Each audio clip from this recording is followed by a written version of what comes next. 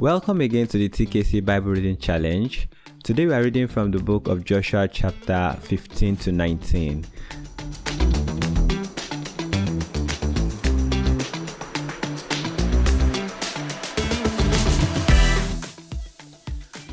Alright, so yesterday we read from the book of Joshua chapter 11 to 14.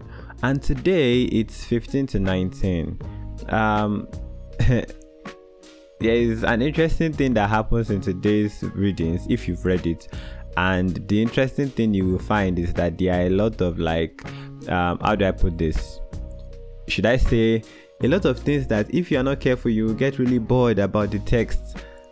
And it's more like, okay, the children of Israel were dividing the land and they were, talking about this belongs to this and this belongs to that. And some people will come to Joshua and say, oh, this place is too small for us. And he'll be like, all right, then go and defeat this other place and you can have it. So we'll just go through some of those things today, and then that will be all for the podcast. All right, so let's start with Joshua chapter 15. In Joshua chapter 15, we saw Judah's inheritance. Do you remember Judah? Have you heard of Judah before? What comes to your mind when I say Judah? Some of you that are Nigerians, you're already thinking about the popular song Judah, Judah, Judah. Okay, but really, from biblical text, what comes to your mind when we mention Judah? Remember that Judah is actually the royal tribe that the Messiah would eventually come from. Do you remember? So some things that you may not have noticed is that it actually receives the largest and the most detailed portion.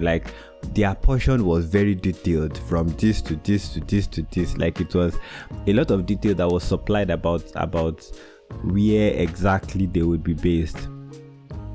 Now we see in that text, in around verse 13 and 14, we see Caleb's courage continue. It was firstly he drove out the Anakims from Hebron. I believe that the Anakims were giants or something. So he drove out the Anakims from Hebron, and he sent those same giants that the 10 spies had said that we are like grasshoppers in their sight. Caleb led his people and they defeated them.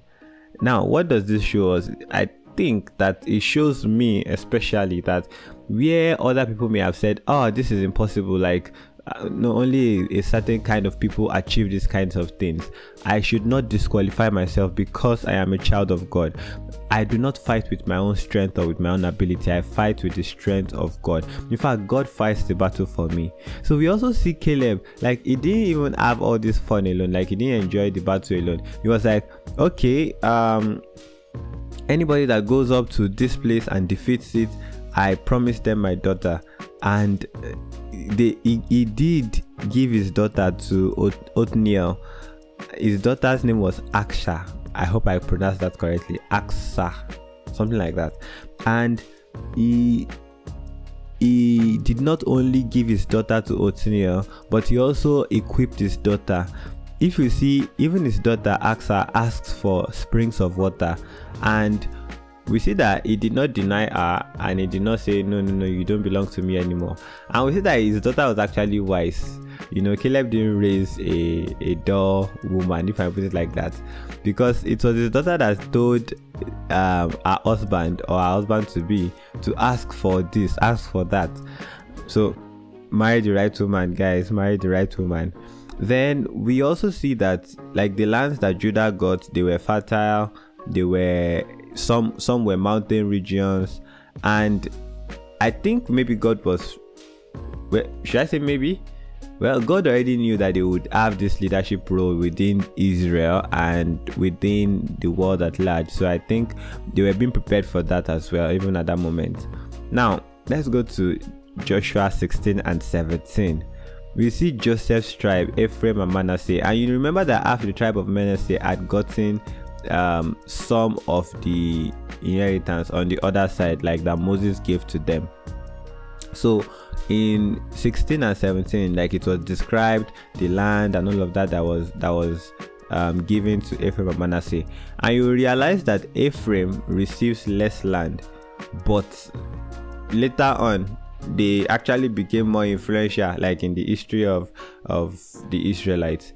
Manasseh, they spread widely, but they did not conquer certain cities. You would notice in the text that they said, okay, they didn't fully conquer here, but they made the people to serve them and all of that. And I don't know how good that is. I really don't know, because I do remember, I think, some parts that we've read saying that they should, utterly destroy everything in that land and things like that. Could this be why some of the children of Israel actually went back into the sin of the people that were around them? Maybe because they didn't completely conquer all the lands. I'm not sure, but I think that is a plausible reason as well. Now, the two tribes actually complained to Moses, saying that the land that Moses gave them was too small. And then Moses challenges them. He's like, all right, like, go into the forest, drive out the enemies. Like, at that point, I was like, Joshua, like, you would not even be like, okay, I will send some people to come and help you. No. It's like, okay, you believe that the land I've assigned to you is too small. All right, so you see this place, go there and conquer there. And it was then that I saying, oh, these people are strong, go this and that and that. That shows me something actually. Number one, like, if God gives you something to do, or if God gives you an area of influence or of impact, don't say it's too small. Don't say, oh, this is small, this is not big enough. Just walk the land that God has given you. Conquer more territory. Many limits are not existing because our inheritance is too small, but actually because our effort is low. Like, imagine that these people now went and conquered the cities. They would have more, right? Same thing. If we stay where God has placed us and we basically do more in God's house, do more for God, we'll see that the places where we are assigned will become bigger, not because God did not want it to become bigger initially, but because our efforts have increased. So this is something that I will personally keep in mind.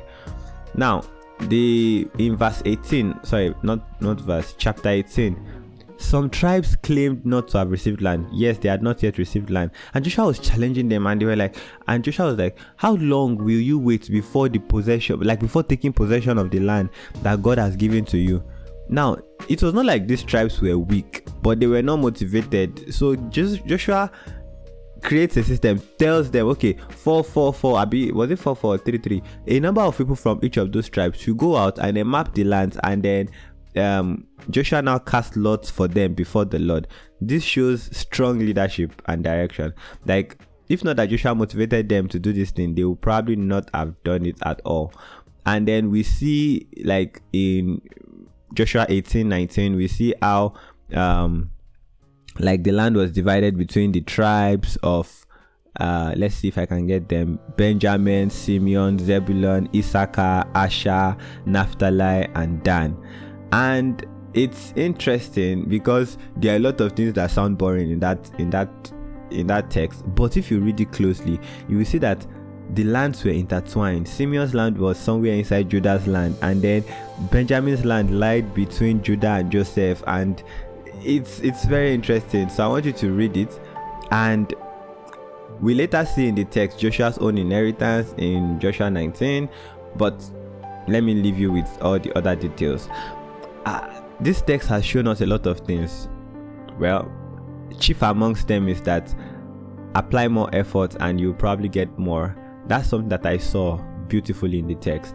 Till we meet again tomorrow, I remain Joshua. I think I didn't mention my name at the beginning of the episode. I'm sorry about that. I remain Joshua, leading you or walking you through the book of Joshua, and it has been an amazing experience so far. I pray that God will give us all He has for us. Like, in terms of inheritance, God will make us to achieve all that He wants us to achieve in Jesus' name. Thank you very much for joining me again. Bye.